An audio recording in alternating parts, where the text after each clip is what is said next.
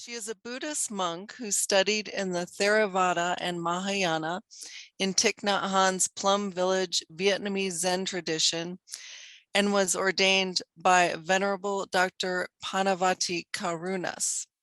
She now manages her mobile monastery operation and travelingnunk.org, where she travels and teaches the Dharma. So without further ado, I'll go ahead and hand the mic over to Venerable Clear Grace. Thank you, Chloe. Thank you so much, everyone. Yes, if any of you know the poem, Please Call Me by My True Names by my dear teacher, Zen Master Venerable Thich Nhat Hanh. I often introduce myself as some of those things and that great introduction: she, her, hers, they, them, a multiracial, Black, queer, Buddhist celibate monk. So I'm all of those things, but none of those things at the same time. And I truly have entered into a space where that doesn't make up the I, that is the self, understanding that. And it's important, to embrace our pronouns and to say those things, and for people to truly see and understand and enter into the identity and ways that I would like to be seen, or you would like to be seen, an acknowledgement, so to say.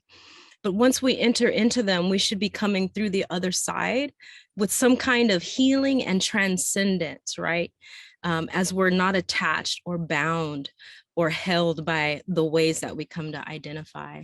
So often I don't even introduce myself. I want to get right into the Dharma because the Dharma tastes so good. The power of the Dharma is all encompassing, right? It's just, I did this talk earlier this morning on the power of the Dhamma, how it has the ability to transform our way of thinking to the way that we see life.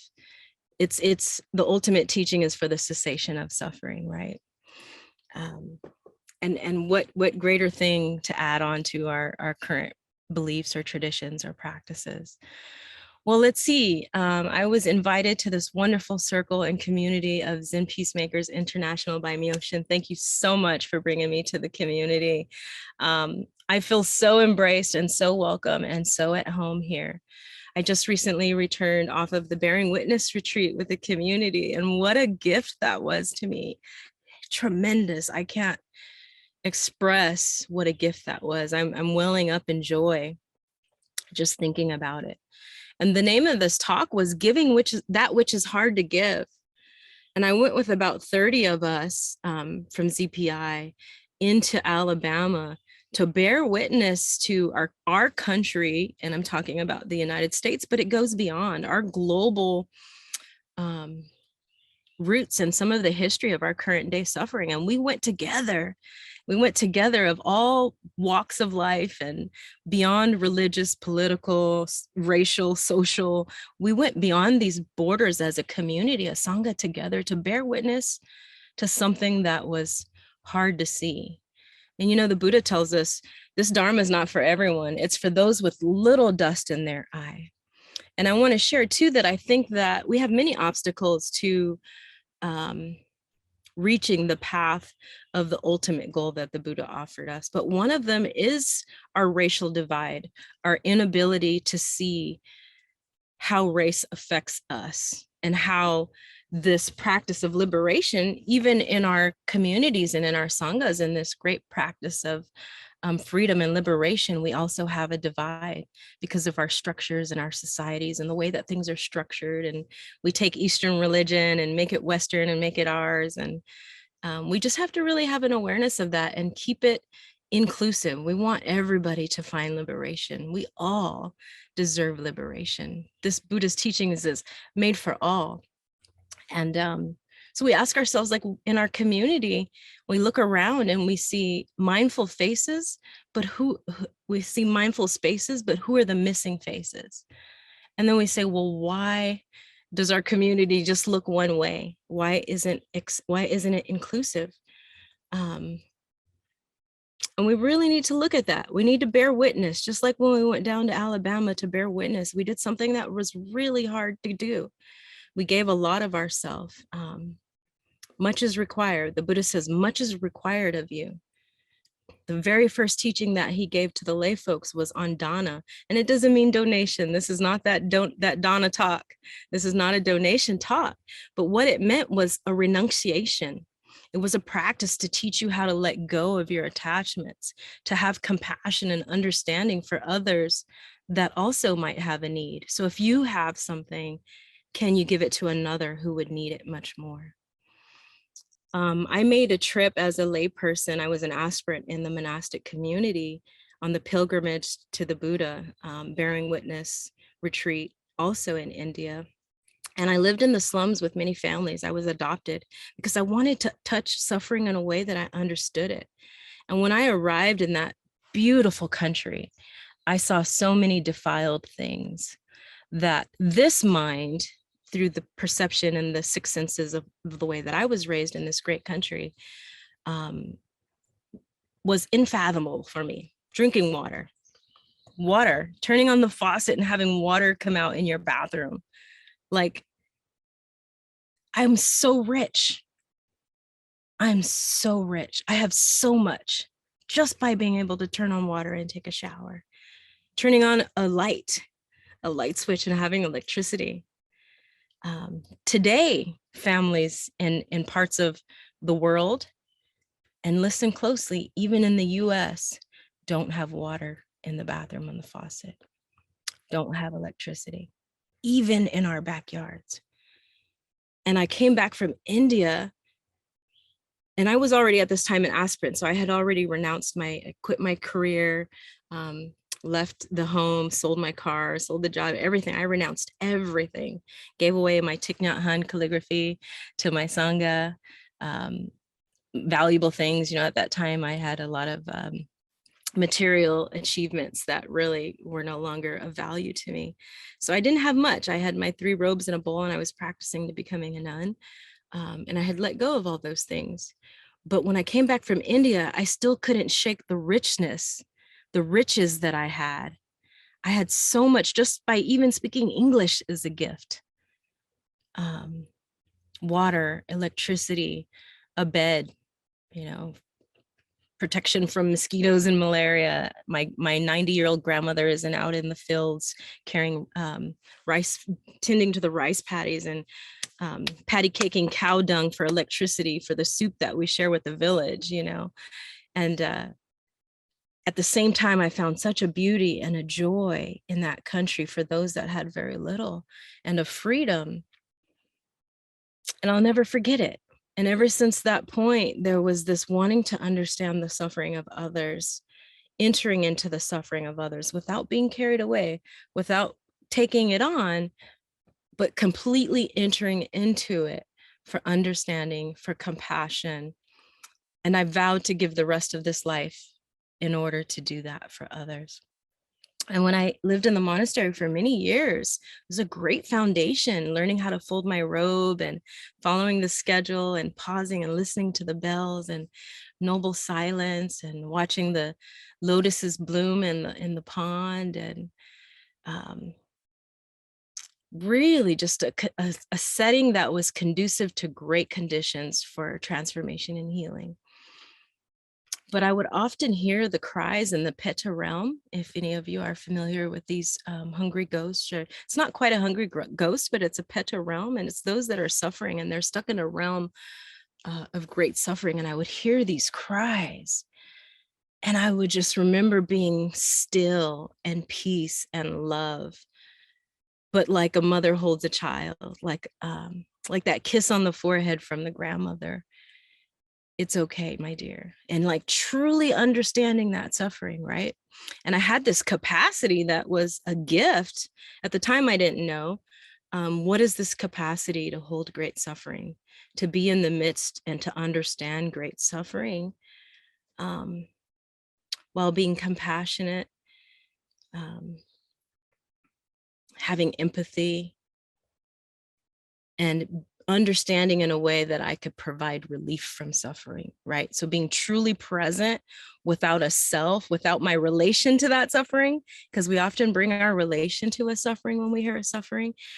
I know what that feels like because that happened to me, and we're totally off on that story while this person in front of us is suffering and they're trying to share but we're all about the I, right? So when I was sitting at the top of the mountain in Deer Park Monastery, beautiful, beautiful place, and I was on the meditation cushion, and I would often hear stories of what was happening in the world. Wouldn't turn on the news, but I would hear certain things about churches being bombed in the south of the U.S. and Black and brown bodies dying at the hands of law enforcement. Um, Clubs being shot up in Orlando because of LGBTQIA choices. I was an hour from the border in Mexico, so I would hear the cries of these children being torn out of their mothers' hands, seeking refuge from violence and war in their country to enter into a safe space. Just an hour down the mountain and up in this beautiful forest and sanctuary, I had found pleasant abiding, great liberation, great healing. I touched the Dhamma. I saw what the Buddha offered us. And I would often look around in my community and say, what about what's happening down at the bottom of the hill?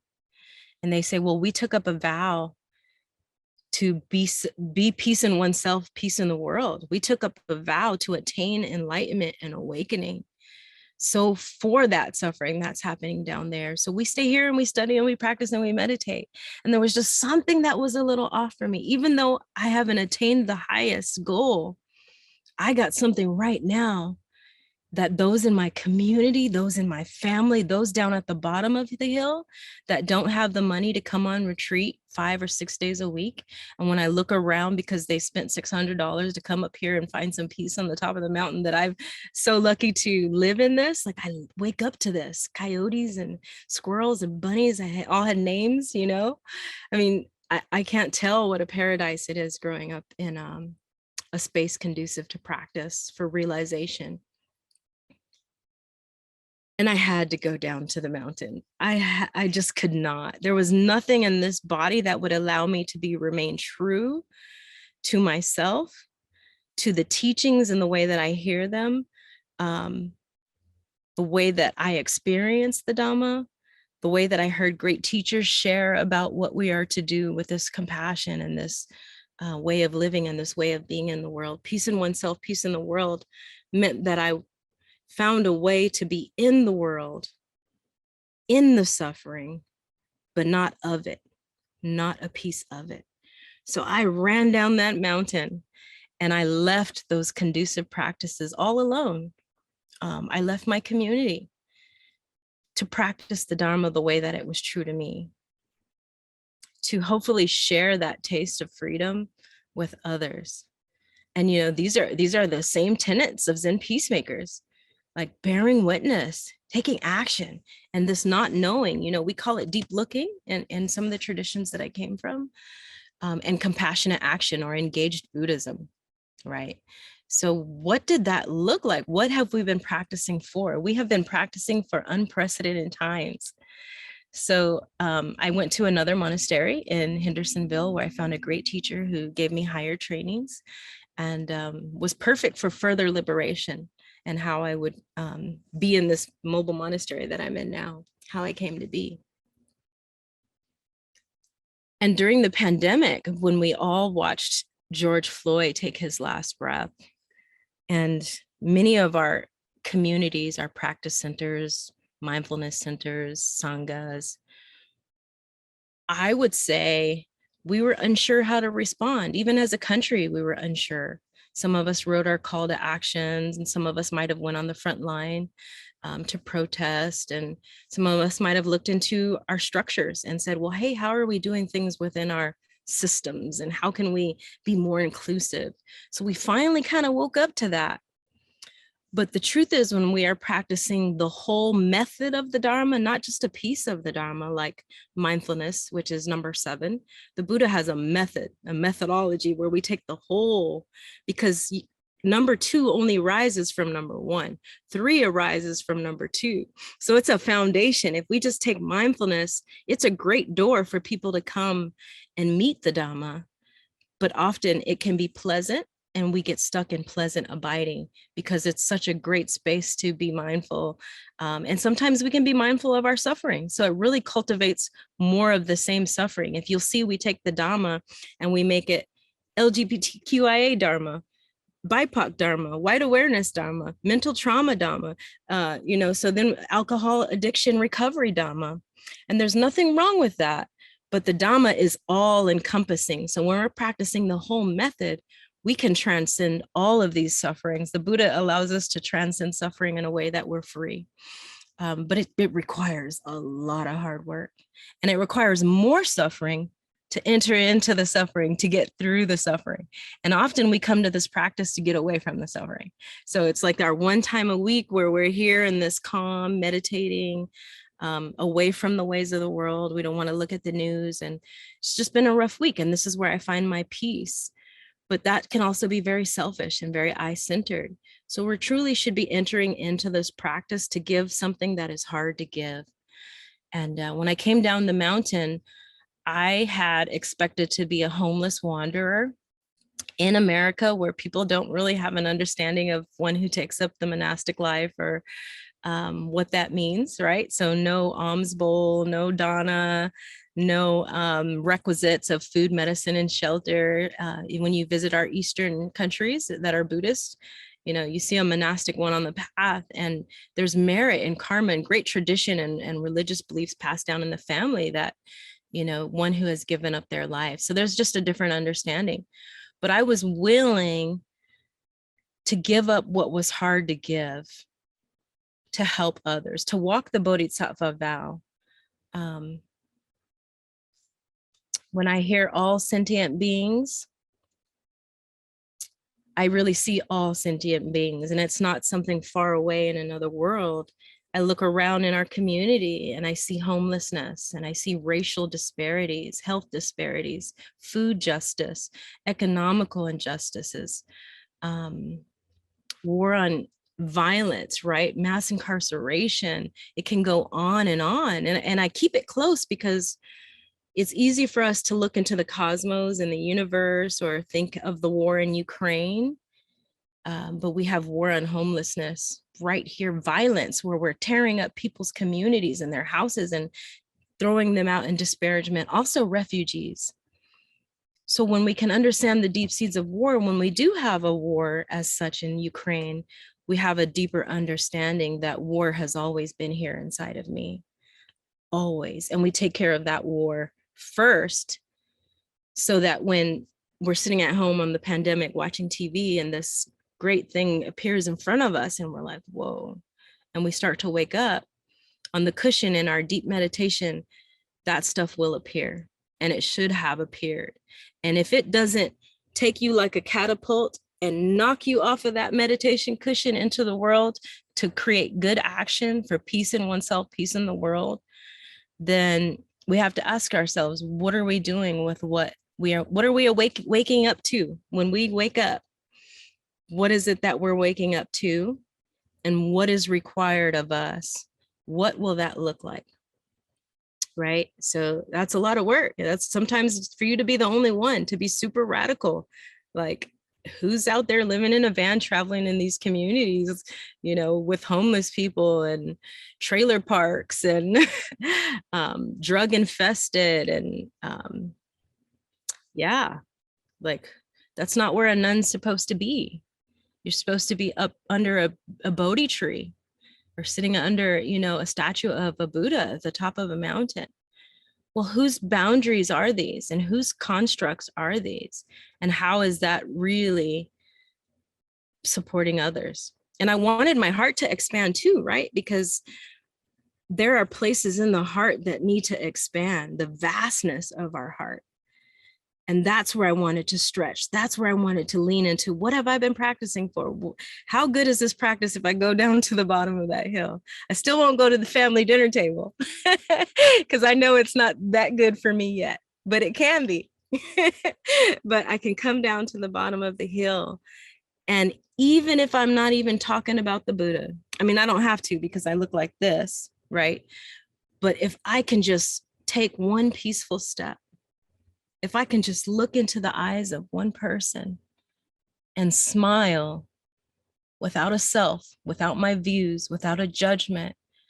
And I don't care how loud you're flashing your judgment. You got your hat on, you got your t-shirt, you got your bumper sticker, you got your flag, you got, you're standing on this side of the aisle, you got your yard sign, you got your, I don't care what your views are and how loud you're trying to make them. That balloon that's when you go get your taxes done and they got that balloon and they're like, it's on the side of the sidewalk and it's trying to get your attention. Like, can I enter into your space and love you without taking up my views? I know what my views are, and your views appear to be separate or different or othering or not beneficial to mine. Can I love you in a way that you can be free? You don't have to change anything, and your views are your views, and you can flash them all around you want. I don't have to pick up mine. I know what mine are, but I also understand the causes and conditions that have given you those same exact views. And I know the divide and the harm that it causes. Now, I often say this because people have a really hard time with this one. And that's why I go there. I'm very like, we're going to the point. You have a Black Lives Matter sign, right? Now, this physical self in the body, the way that I show up, I traveled the whole South for 6 months. And you don't see many Black Lives Matter signs. But when I got back to my part of town in the South, in a very, I'm going to say open town, there's Buddha statues and Buddha flags and Black Lives Matters and rainbows. And it was like, the body felt welcome and safe. And I felt home. So the self felt good, right? It was self-affirming for the I. I could let down that fear. The body was no longer in its state of flight. But at the same time, I'll tell you, traveling with the eye of the Dhamma, each time we put up a flag or a sign in our yard, somewhere else they're putting up another sign because you chose to pick up a view. You're allowing someone else to pick up a view, and theirs is going to be stronger. And then they build a bigger fence, a bigger sign, So now we have Blue Lives Matter. And it doesn't mean that law enforcement doesn't matter, because they also matter. But it doesn't mean that they can continue causing harm in a way that is unhealthy and will cause the death of other folks because of our fear and our racial biases. But people have used it for that. So now we have this Blue Lives Matter, Black Lives Matter. And what's happening is when we put up these signs, it's causing anger and fear in the other and hatred, to where that sign is actually bringing harm to me and to others, and maybe even to you. Maybe you didn't put it up because you were afraid of the harm that the neighborhood might have judged you or bombed your house, or, whatever that fear is, we have to look at that. So I'm not saying that we don't have a view. We have to be careful with our attention. We need not to be attached to our view. We don't always have to pick it up in the face of, at the line, right? They got a sign, there's that side, I'm on this side and I got this flag. We don't have to pick it up, but we can be in the midst of that, free from that view. Now, in my travels, I was on the river in Chattanooga, and I had been there for 4 days, and it's a great town, beautiful river. The bridge is crossing, it's got the lights at night, and you see everything. You see all ages, colors, race, religion, all different kinds of walks of life. Here I am living in my van with the cat, in the parking lot because they gave free parking, and I'm saying hi to people, and I got my little setup, and RVers and van lifers are coming. And it's just that kind of community, a free community. And on the very last day, I'm scheduled to meet a friend at 6 o'clock in the morning. So it's really dark outside. And I hadn't been outside at 6 o'clock in this parking lot. This particular morning, I go to take down one of my window covers because I'm all closed up at night, and I look out, and inside of the grass, there's an American flag in the ground. And I say, oh, that flag wasn't there yesterday. And right away I think, is it Veterans Day, Memorial Day? Because, we have flags everywhere on these holidays. And then so I looked out the other side of the window and I said, well, if it is a holiday, there's going to be flags all lined up. And I looked out the other window and there was no flag. Okay, it's not a holiday. There's just a flag there. Often when people go camping or RVing, or, they park their place and they put out their flags. showing great pride, whether it's an Alabama Roll Tide flag or, I love this talk because usually when we used to do Sangha and together at the end, I say, okay, now we're going to the parking lot. I'm going to look at all your stickers. So even our environmental righteousness, Buddha flags, even if we have Buddhist flags, is it causing harm? Are you taking up a view? Are you dividing yourself from another? But we think, oh, well, my flag represents peace and love and take care of the earth. And I'm vegan, so we got to be really, really careful with our flags and our views. So anyways, I thought, oh, well, it's just some other camper who put out their flag. And I go out daily to take out my trash. And at this particular time, the parking lot had an outlet where I can plug into electricity. That's really important for those people who live in cars, whether we live in cars by choice or because the economic situation is forcing us to live in our car.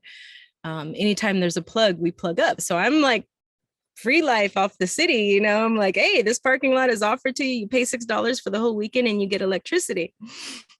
And I open up my double doors. It's like this big old entrance of the double doors. You can kind of see them there. And I step out into the parking lot at 6 o'clock in the dark. And, I'm a single female at the end of the day, right? And in all of these things and none of these things at the same time. But I'm also a big black, brown, bald Buddhist in a brown van and in a brown robe. And you can't just like we can't take off our skin color, we don't get to take off our robes. So I don't get to blend and I don't get to be Christian in the Bible Belt South, even though I am a Christian with Buddhist practices. The view of others may be that I'm this other, right? And then so in my voice, in my perception, the ways of the world, my consciousness, every impression of what that looks like is with me, right? Send her back, send her back. All of these impressions in the media are like in my consciousness. So I step out and there's a circle of about 12 or 15 men, not too far from the flag that's in the ground. It's dark. I'm like, I've been outside for 4 days. So I feel super comfortable just kind of coming out with my guard down. And they're all appear to be white embodied men. And they're all in black with like Boy Scout clothes, like tactical, the pants with the pockets and like hoodies with pockets, not hoodies, but like sweatshirts with pockets and hats and long beards. And they're standing in a circle in the dark with an American flag. Whoa, discernment, right? Like right there, no time to turn it on. It had to be Dharma. It had to kick in right then and there. So fear was the first thing that popped up for me. I know what fear feels like. Fear is dukkha. Fear is suffering. Fear is not reality because it has send her back. It has the images of the nation's capital storing the capital, right? So it has all these media impressions. It has all these selfing ideas. Oh, what do they think of me living in my car, homeless, that I'm Buddhist? I'm everything that they're not standing for, right? So that was really close because I remember mindfulness means to remember, to recall the Dharma and to recall what suffering felt like. So I know that fear is not real. That's by ways of relief, media, movies that I have watched, family, TV. So all of that fear-based stuff is right there. I mean, I know how to pick it up. I can pick it up with my eyes closed. Fear, I got you. Views, I got you. I am another. I am separate from those folks. Those folks are danger to me, right? So if I would have entered into that experience, picking up my view and my attachment, which I do stand for, but I don't have to be attached to it in a way that is going to not require how do we have peace in oneself and peace in the world if I can't not pick up my view and meet you with a non-self, right? So in that moment, oh my goodness, that monastery training came back so quick. I raised my hand and I said, good morning, with love, with emptiness, no self, no Sister Grace, no she, her, hers, they, them, none of that stuff, Mahayana, Theravada. It was just good morning, a true good morning. I don't know this to be true. I don't know that fear stick. I don't know my views and my attachment to be true, not in this moment. The reality for what it is that I'm here taking out my trash. There's a flag and y'all are having some kind of meeting that has nothing to do with me. So I greeted them, and some of them kind of gave me a head nod, and some of them turned back, not expecting me to show up in the middle of their meeting at 6 o'clock in the morning. And I went to throw out my trash, and there was nothing to remember because it was taking out my trash, taking out my trash. Right there's fear. Fear is not far. If I want to pick it up, I could pick it up. I refused to pick it up. I gave generously. I made a dana because I wanted to remain free of a self, free of an attachment to a view, free of fear. I chose liberation and the Dharma's teachings in that minute. Taking out the trash. We when we come to novice training, we practice these gathas. Taking out the trash, taking out the trash. See, seeing, hear, hearing. The Buddha also teaches us, right? Nothing more. When you hear the bird singing, pleasant feeling. Not, ooh, what kind of bird is that? Ooh, it's got blue wings. I should be on a stranded island in a tropical land with we start thinking like that. None of that. Bird singing, pleasant feeling. Pleasant feeling is associated with all these other causes and conditions and seeds. So with that training, it was taking out the trash, taking out the trash, taking out the trash, returning back to the car, unplugging the car, unplugging the car. It was just the reality. I got in the car and closed the doors, but I didn't lock them. I didn't want to lock them. There was no reaction to lock them, but I probably should have locked them, but I chose not to, because as soon as I would have went click, all that stuff would have jumped right on my back, right? Like it would have been like, oh, I made it back in the car safely. That situation could have been a very dangerous situation. I don't know. But what I tell you what I did was loving kindness. It didn't look like a big old, oh, may you be well and happy, sending you metta and sending you love. But I gave them something that was hard to give. This self, the way that I show up and the way that I'm embodied, I want this life to matter, right? So I want to be able to be a she, her, hers, they, them. I want to be able to be a Black nun, a queer nun, or whatever these things are, these identity. I want to matter in the world. I want to be seen. I want to be inclusive. And that's all this life has been about, struggling. This suffering has been about, is making the I visible. So at that time, even when it came in great divide or great harm or great othering, I chose not to pick up the self. And that was loving kindness in its fullest, because I entered into that meeting full of love, full of freedom. And if they saw me for a second, just for a second, truly present without a separate self, then I gave them all of the love that I could give. And I hope that they were able to receive it. And who knows? I'm telling you this now, what they look like. They look like white nationalists planning to do something. It was definitely one of those Facebook moments, like where you Facebook Live and you're like, ooh, these folks are about to do something, But in that moment, it was quick and I had to react and I had to call in the Dhamma. And the Dhamma saved my life many times. So now, like with the recent news, what I heard the other day with the shooting in the grocery market in a predominantly African-American community where that may have been targeted. We don't know. And that this individual might have been a white nationalist. This work is so important. It's so important that you meet a traveling nunk out in Chattanooga on the river, and then so later they drove off and they got in their trucks and they revved off and they went to work. They could be having these meetings every single morning. There's an uprising that's happening in our country, and we cannot be afraid to not see it and to not look at it. We should have been bearing witness to racism in America, because now is the time, right? My hair is on fire. I can't breathe. I can't breathe. So we have to do our self-healing and our self-work so that we can be peace in oneself, peace in the world. So we have to heal our childhood trauma, our relational trauma. We've been practicing this for a really long time. So what can our practice do for us now? What can we give that's hard to give? And that requires a lot. That requires to ask those questions, to disrupt even our sanghas, like, will we continue Buddhism and Sangha to be for the elite only, or is it for the all? And what would that look like? Would it look like leaving a monastery without any support as a monk? I could have disrobed, but I chose to stay because it was important. Representation matters.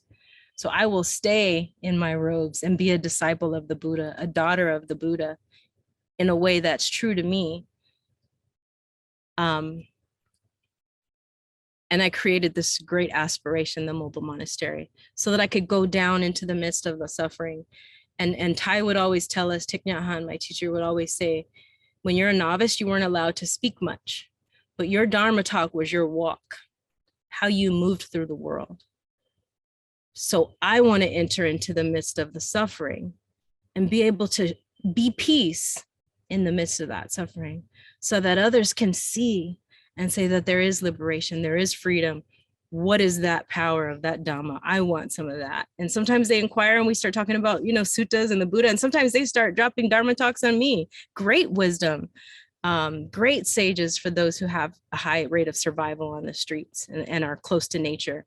I mean, close to nature and 30 degrees sleeping on the cement, addiction and mental health.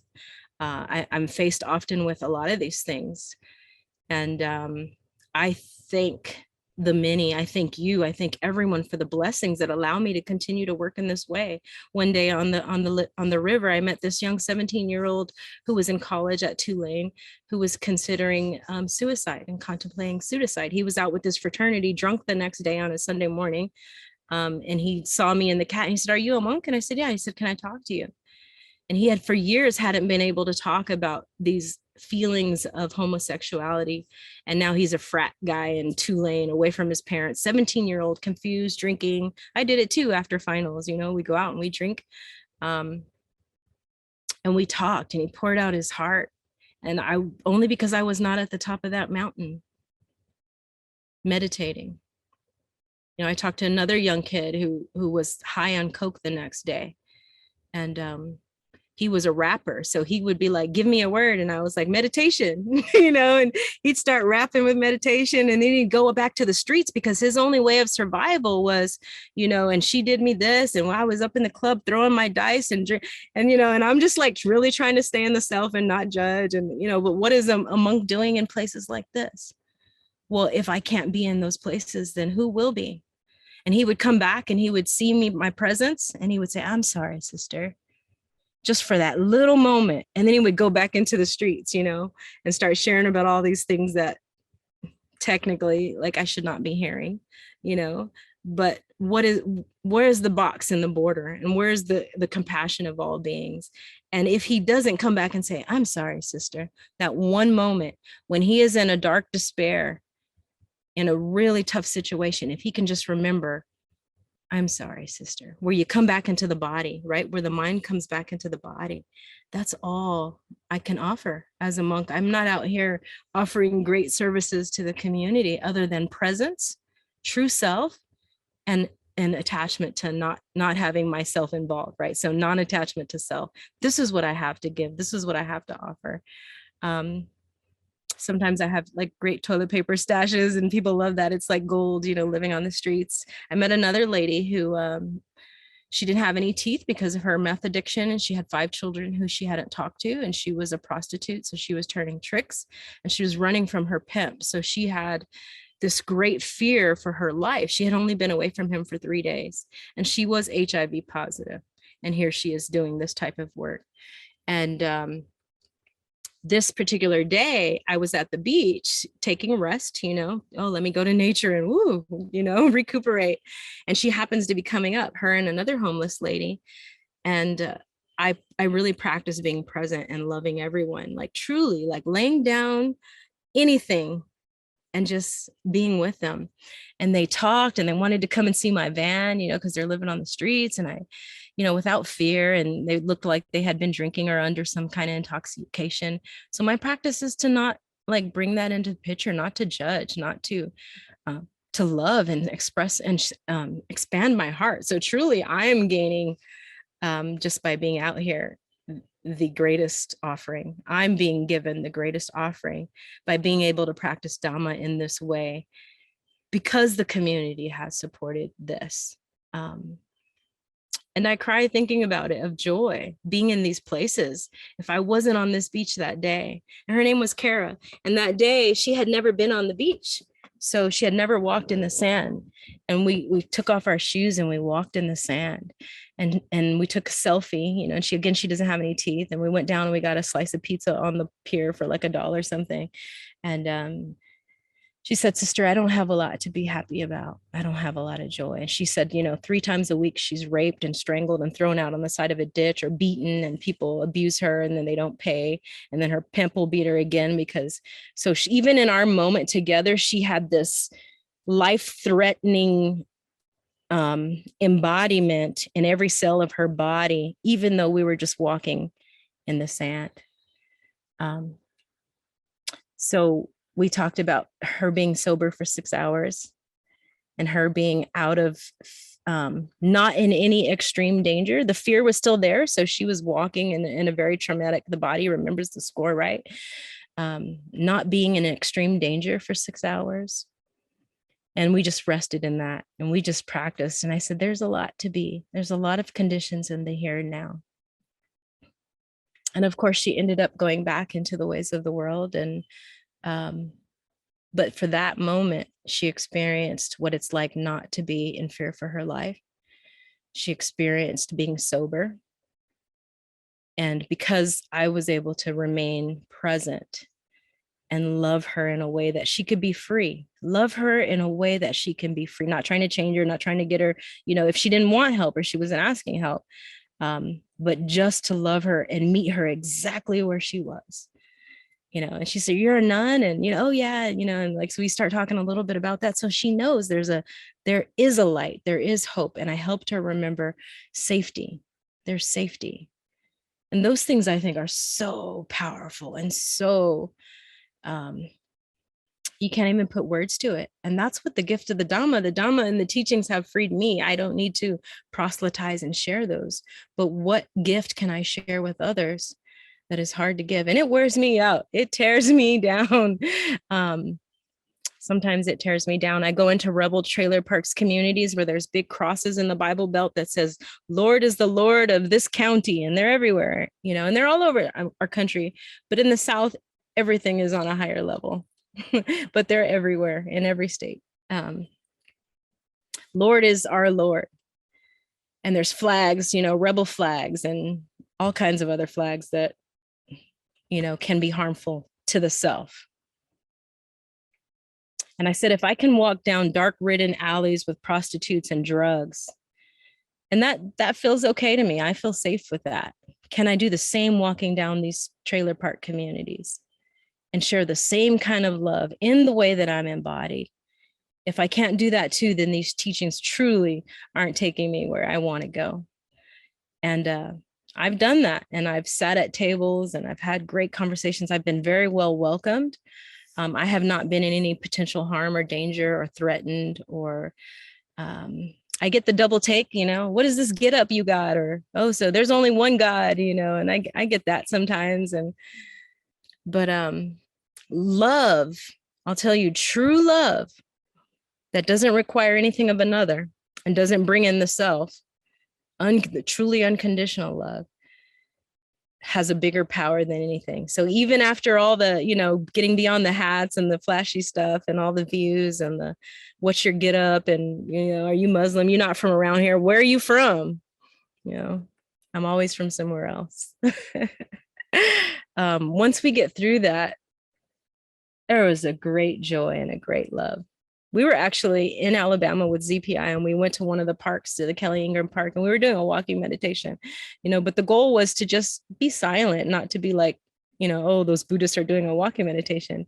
And we had just really done some really tough work together. We really leaned into the difficulties, and we were walking back, and there was a truck, a couple, and it was a Sunday. So people were on their way to church in Alabama, in Montgomery. And here we are walking. And I'm like this. I think I was the only one who like really stood out. But anytime you have a group of people walking on the street, they're going to stand out. And so the truck got up to the red light and they passed us and they pulled into a parking lot in front of us. And I'm just like a bundle of like wanting to see everybody and love everybody and meet everybody where they are. And let's just drop this ways that we come to be and really be peace and love in oneself, right? And so the older man gets out of the truck, and he's a white guy. He's, maybe 56 or 60. And he's getting ready to put on his church jacket. And he goes, "So what are y'all doing out here?" And I said, "Oh, we just walking," and he said, "Just walking, huh?" Kind of like that, so we're met with this in the midst of it. And I said, "Just walking." And his wife was in the car with her head down, but she's getting out of the other side of the truck. And then so she sees me and I said, "Good morning" to her. And she says, "Oh, what are you doing, honey?" And she comes up to me just talking with that sweet Southern hospitality, And she said, "Are you from Sri Lanka? I've been to Sri Lanka." And this is, yes, her trying to relate. But if we know this is also deep racism, right? We have to go to the core of these things. But to me, I was loving somebody and meeting somebody right where there was nothing for her, nothing required of her to accept me as, no, I am an American and I live right here and this is okay too. None of that needed to happen in that moment. And she said, "I've been to Sri Lanka and I just thought you might be." I said, "No, I'm from California." Same thing to some.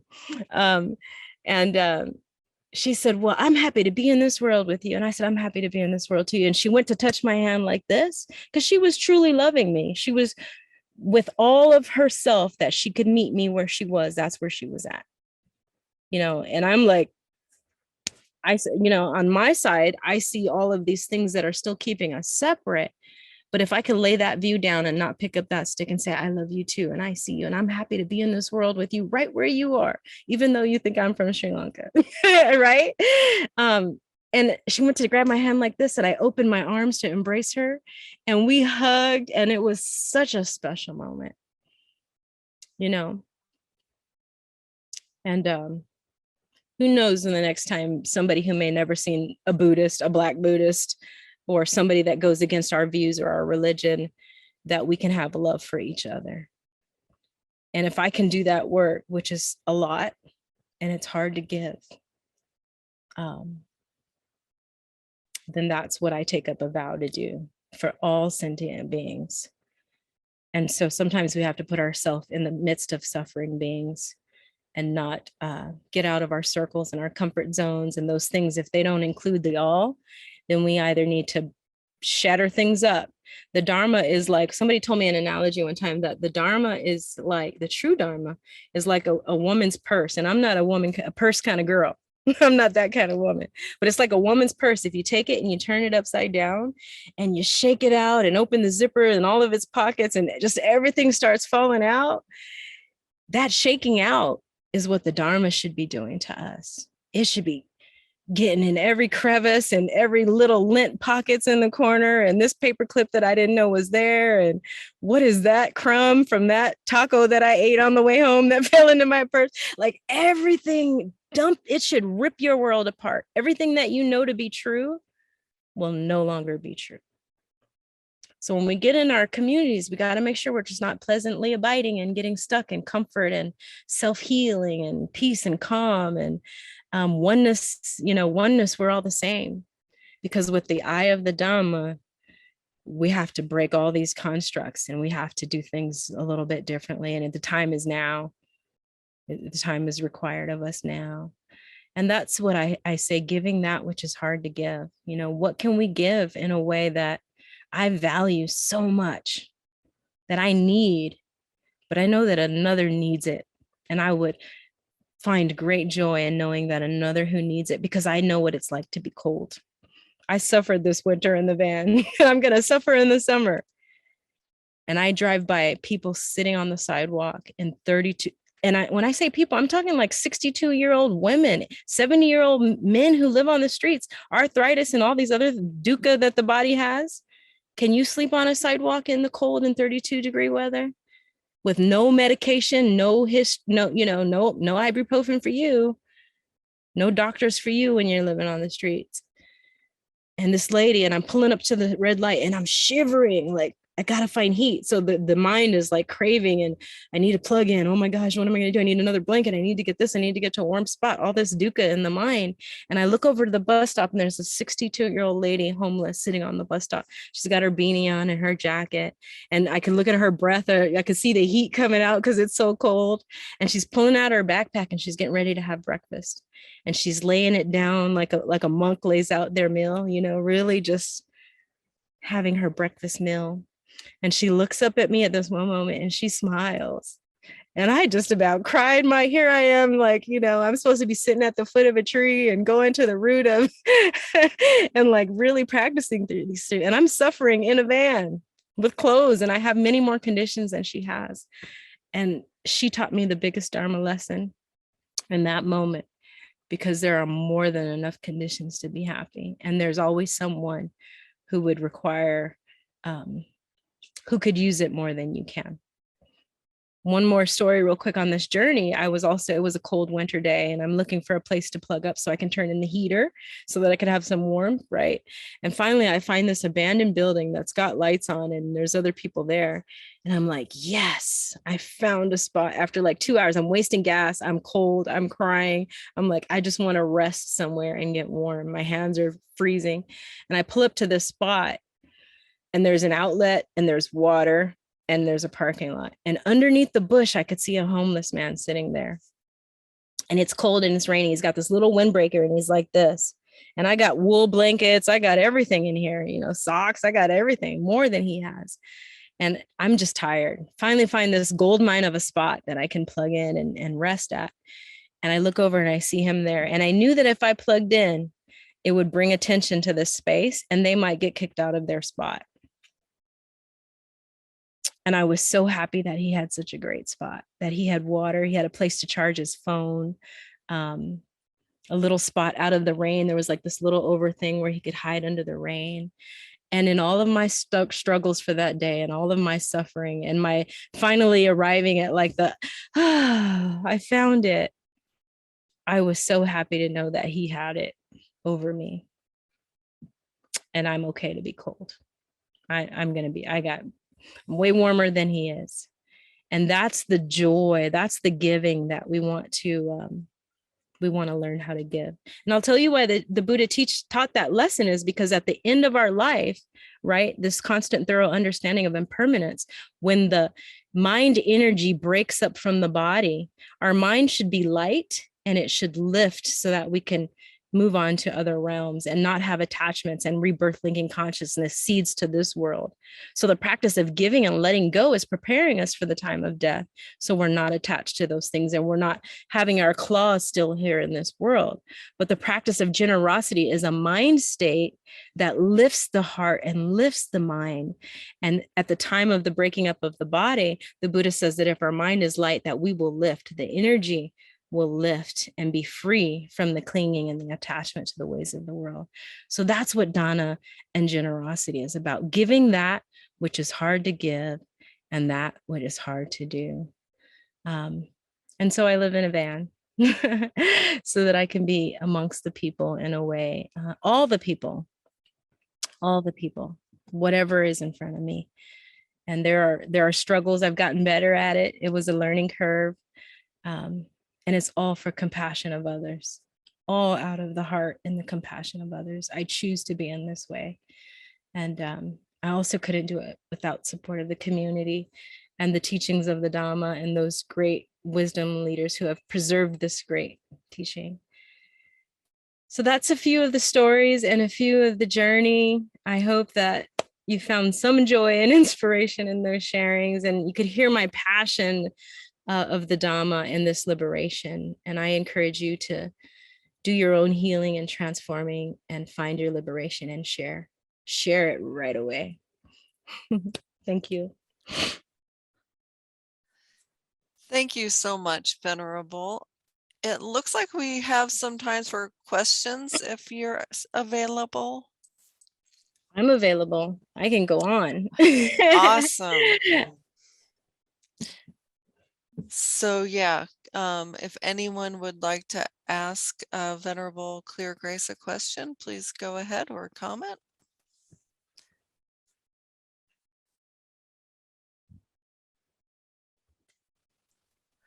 Myoshin. Thank you, Venerable. It is such an honor for me really to see and listen to someone who is really walking the talk, the real thing. You know, there's so many teachers out there that say one thing, but I see another, and I really have a hard time with that. I guess I'm really still stuck or attached to the idea of someone who claims to do something needs to do it. You know, I guess I'm attached to that idea or principle, whatever it is. So, but then I'm so thrilled when I see someone like you who is really walking the talk and knows what they are talking about. You know, and in a way, the late Bernie Glassman was that kind of person, but he disrobed because it was easier. But you are doing it without disrobing, which makes it harder. And I'm just amazed that, you know, amazed of your courage, your commitment really to the Bodhisattva vows. And my question really, that comment and my question is, well, you talked about fearlessness, you know, the giving of your non-attached fearlessness. But I have a hard time to forget. I may forgive the person, but I have a hard time forgetting the harm that was caused, especially when it was done to my family.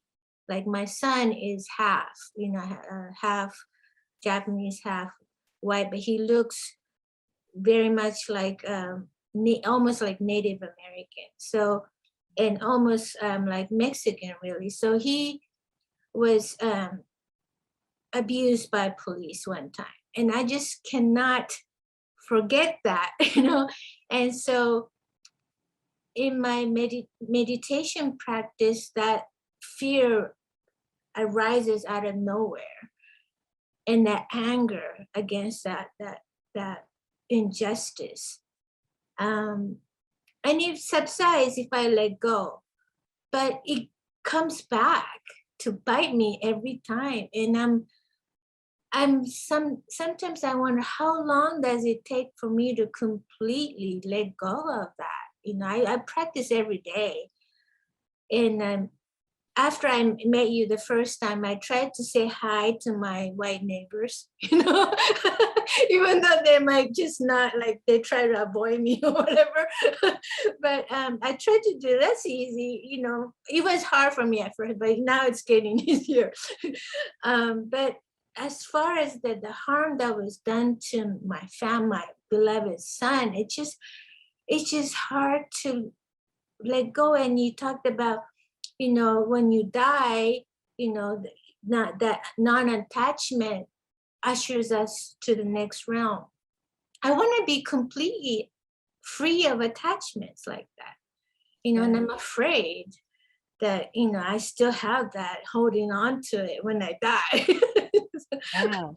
I don't know if you can answer that. I don't know, but I'm just. Well, I don't know if I can answer, but I can certainly share from direct experience. Your sharing touches me deeply. And, you know, when we say hi to our white neighbors, we have to completely know that nothing is required, not a nod, not an acknowledgement, not a hi back, not even if it's just that hi or like, okay, I have to. Nothing is required, but your hi had to be free and full of love. And as far as this fear, forgetting the fear, you have to break down all of its parts, because what's hard for you to forget is the ball of fear. So the whole consciousness of fear is in that particular real situation that happened directly to you and your family. So in that fear, there's also fear that is not yours. This is not me. This is not I. This is not mine. This is not myself. And you need to break down. It's like when the Buddha talks about the ox cart, or we often use the analogy of taking out a car. You take out the brakes, you take out the oil, you take out the transmission, the tire. If you drive a Tesla, I don't know what's inside that. But, if you take out all of these parts of the car, and you put it back together, you see, oh, it's not a car. It's all of these conditions. So the same thing with that fear and that exact situation, you have to enter into the meditation cushion of police brutality. It's very racially targeted.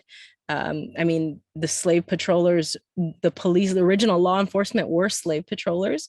And that's not just Black bodies, but anything that didn't receive a white card when they arrived here to this country. And look in this deep trauma. So then when you have that fear and that harm that was directly towards you, you will see all of its parts. So there's a story there. And right now it's just fear that has happened to me. This came really close to home and could have caused even worse harm. So that fear is just full of a bunch of stuff. So you got to break down all of its parts and see the reality for what it is. So when that fear rises, this is fear. This is fear from the situation that I have experienced. I know this to be true, but I know that this true experience is full with a bunch of other stuff by way of the six senses, right? Media, our country, the land, the soil, the air that we breathe, the water, the media, we are in this fishbowl together. This is us. Whiteness is just not in white bodies. So when we break it down to its fine parts, we dismantle it, we destruct it, as the Buddha teaches us, and then we put it back together, fear becomes almost not real. And I'm not saying that like with a spiritual bypass, but because you've entered into it and you've seen all of it, you say, this fear is built off of, the ways of the world and how I see it through my experience. And when you can break yourself through that and free through that, enter into it and release yourself from it. When you forgive, you won't forget, you will recall, but it will no longer be full of all that other stuff. It will be just the reality of that experience, and it will start to cease to exist. You will suffer less and suffer differently, which is the ultimate teaching of the Buddha. It's, right now your fear is full, full of a self, honestly. Yeah. Thank you. Go next if no one else has anything. Myoshin, I can totally relate, especially to your son. I've had unfortunate experiences with police as well as doctors. I realize I have a bias against doctors. I wasn't treated very well in hospitals. But thank you, Clear Grace, for that. Everything you just said, I was like, I've been doing that for the past few years. And I've been like experimenting and trying to figure it all out, because that's part of why I came to the Dhamma, was a lot of trauma and racism, and it just made sense what the Buddha was saying about suffering. So wow, I wish I would have met you earlier. But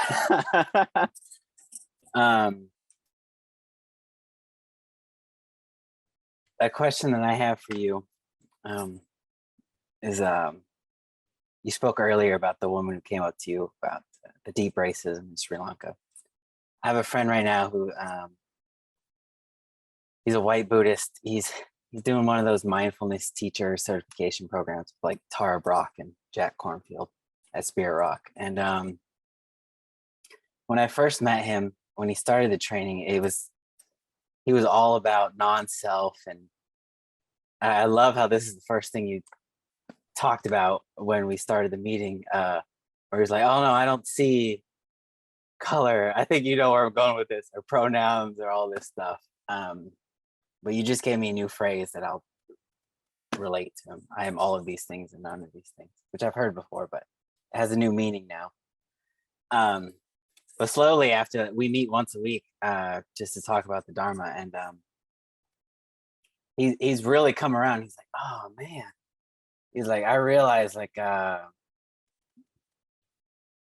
didn't think I was racist before, but I realized that I had these, I don't know if you call it privilege or biases, but what this question is for him, but he because I don't know how to answer it, so I'm hoping maybe you do. He's like, so how can I keep going and find more of that, what you would call deep racism? Because, you know, I'm working on my own biases against law enforcement, doctors, but I'm like, I really don't know. Is it similar to what you said to Miyoshin? But I'm not sure. Well, I'll tell you the reason, you know, the great aspiration in this whole thing is because I was in the monastery, and there's not a lot of Black monastics. There's not a lot of any other monastics. If you look up monasteries in America, mostly you will see is Eastern immigrants and white monastics. And then we have this colonial rule in the monasteries. So we have to really know where we are and the soil that we are on. And we take a religion that's in the East, you know, and then we can't come here and we try to keep it in our social traditional norms because it saves the whiteness and the eliteness and the structures. And in order for us to find liberation, we have to talk about these things. We have to go through them, come through them so that we can be free to receive the Buddhist teachings. And so we can share that. If we just abide in the spiritual bypass, the shortcut of we are all the same, let's not talk about it because it causes discord, it's uncomfortable. But with the teachings, we should be able to have those conversations. And I'm a Black nun, so I vow to help alleviate suffering from all beings. Now, as a Black BIPOC, many will say, it's not my job to help you figure out your whiteness. And, you know, and I can particularly say that too. But if I'm loving all beings, then I have to find a way out of suffering. And this is the goal that we're doing this work together. So I'm interested in communities that want to, let's look at this, let's look at orientation, let's look at gender, let's look at all these things that we have a view and we're attached about so that we can be free from them and work on the Dhamma to attain the deathless, so that at the time of death that we can be free of our attachments and enter into whatever heaven or realm, whatever we believe. But the practice is letting go. And if we can't talk about these things and we think that we are getting further in the Dhamma without looking at our biases, it's going to be an obstacle for us to attain the highest awakening. But my favorite sutta is the Dana Sutta. And the Buddha's walking and he's got like these footprints. And then another layperson is sitting at the tree and sees the power of the Buddha walking and comes up to the Buddha. And this is my own way of telling this story, which is important because representation matters, because in order for us to hear the Dharma, like a practice of the non-self, I can't have a white teacher telling me about non-self. I've been 35 years trying to survive in white America, white corporate, white education. I laid down my Black self, straightened my hair, changed my language, left my culture, race, religion, and roots behind to enter into whiteness. Then I find the Dhamma of Thich Nhat Hanh and ancestral teachings, and I find this great ancestry of African American and this beautiful thing that I've come to love. And then I have to shed and do the non-self, right? And this is the Buddhist highest teaching, but you can't hear that from everybody. You have to hear the teachings, these core teachings, from somebody that can relate to. So I went to a teacher because I had internal racism, and I was having a particular issue with a person in the Sangha. And I said, I know that that is not her because she's loving and caring, and it's not me, but this is internal racial biases that we both have. Where's the Buddhist teachings on that? And she was an American Vietnamese, but she had lived in the monastery since she was 12. So that's not really American. It is, but we don't have America in the monastery. And she said, sister, I just can't help you. I don't know. And I knew then that I had to find the teachings. But that sutta where the layperson is like, are you a god Buddha? Are you a Gandhava? Are you a Yaksha? And he's so overwhelmed with the power of this great being. And he wants to identify him. He wants to know, what are you? And the Buddha says, every way that you have come to know me, I have destroyed that self. I am not a god. I have destroyed that. And what that means is to enter into the fullness. We have to enter into the fullness of ourself, whether we're white-bodied, whether that has been taken from us and you got a white card. What is your ancestral roots, your history, your language, your culture? You have to enter your trauma, your joy, your suffering, your pain. So until you enter into the fullness of that self, you can't let it go. You will never be able to let go the identity of the self because you haven't done your work.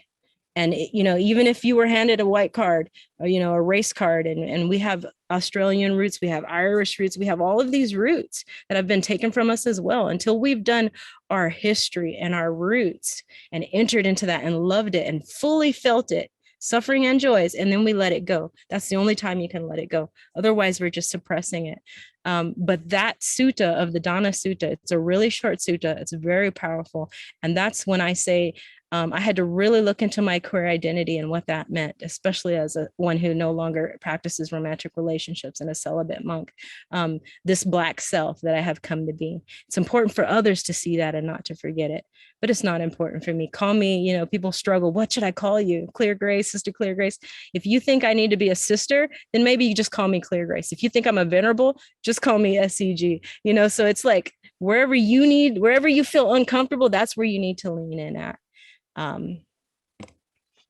Yeah, so I don't know if that helps, but race is a thing that we really need to look at, and we want to look at it in these communities because I come here for liberation, and if I can't be free here, then but also I want to say one last thing is the Buddha said, be an island to yourself, take the teachings and the Dhamma to be true. So even when the Buddha was passing away in the Parinibbana, it's not me that you follow. So when we follow teachers, traditions, religions, lineages, Mahayana, greater vehicle, lesser vehicle, follow the core teachings of the Buddha and what they mean to you in direct experience. Go to the root of that. And that might look different for all of us.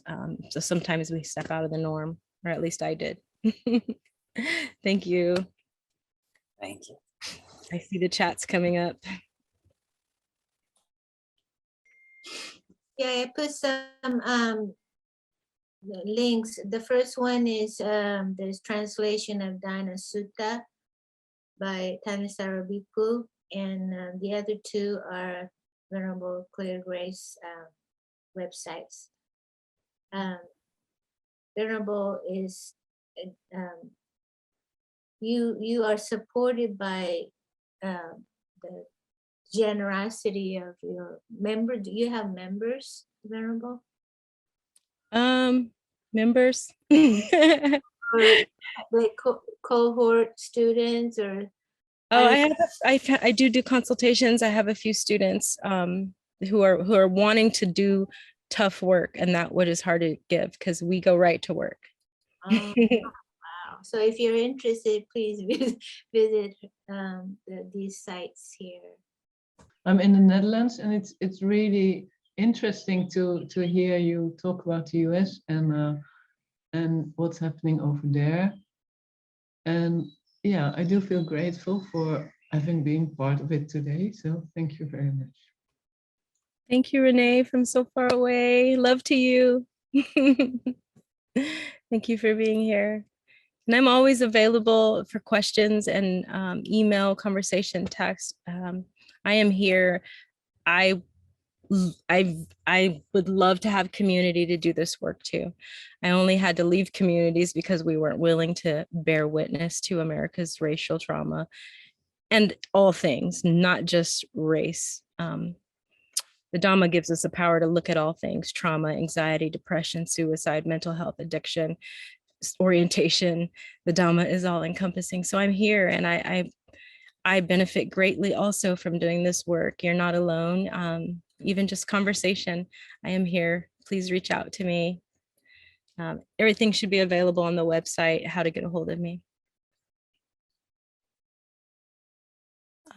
Ken, did you have a comment or a question? Ken.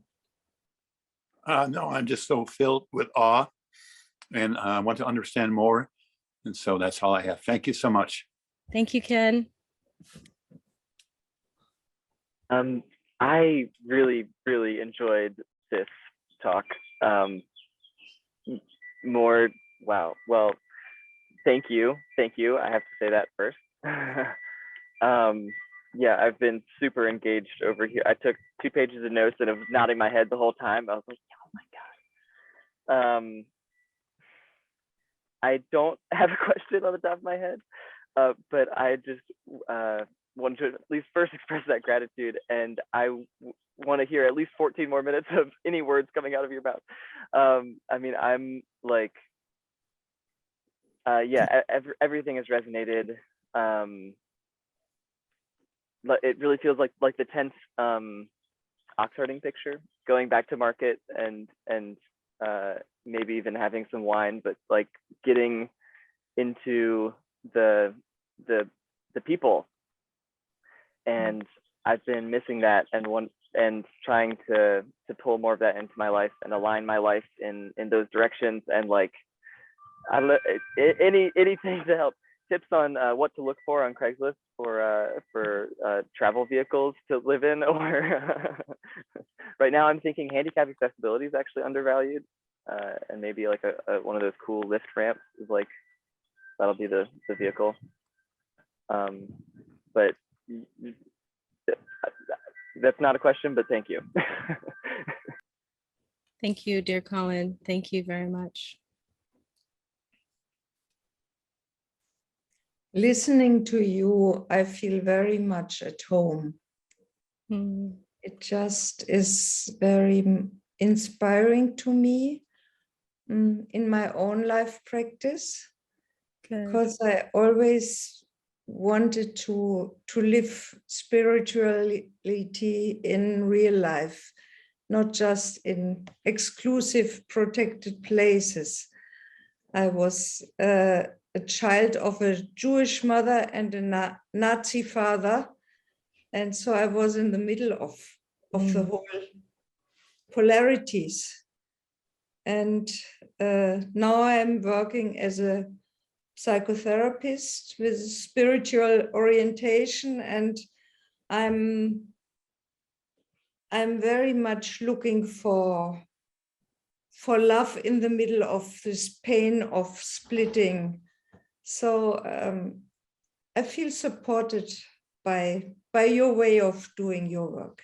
Thank you. Thank you. Ute, is that right? Ute Christian? Yeah. Yeah. Oh, thank you so much for your sharing. I have my grandmother is Cherokee and Irish.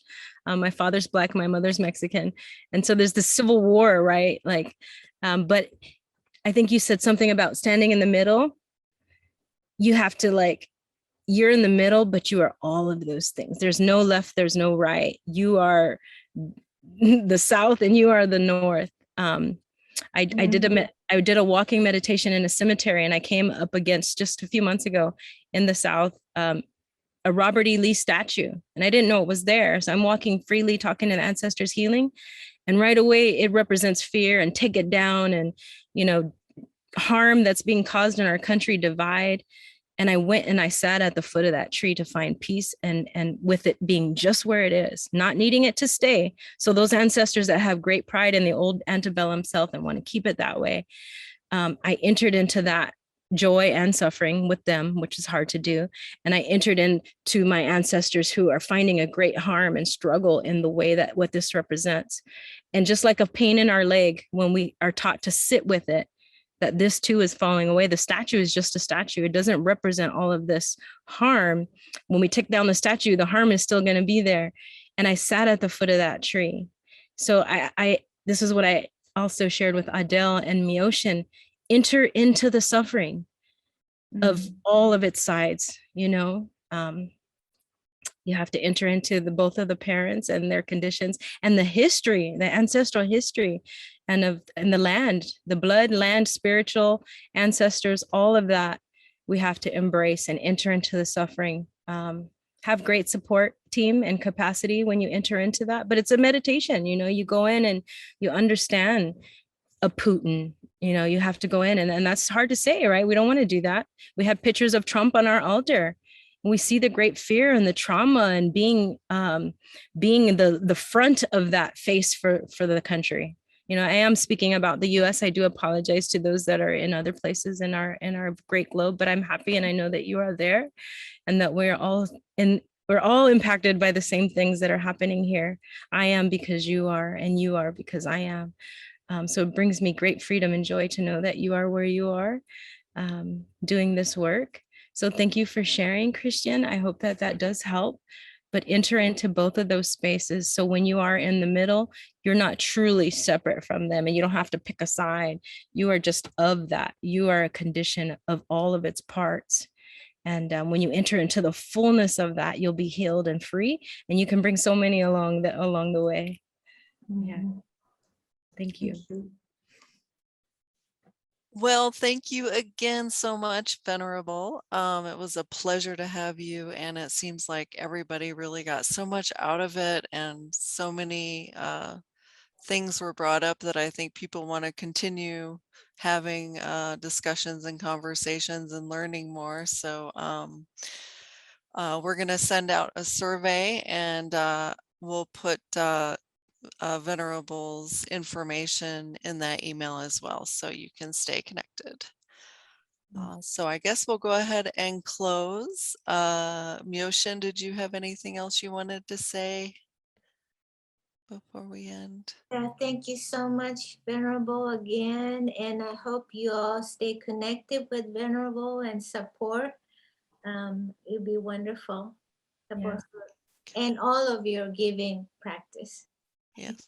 Thank you so much. I true love all of you, every single one of you. Please continue on this path of practice in each breath and each step that we take.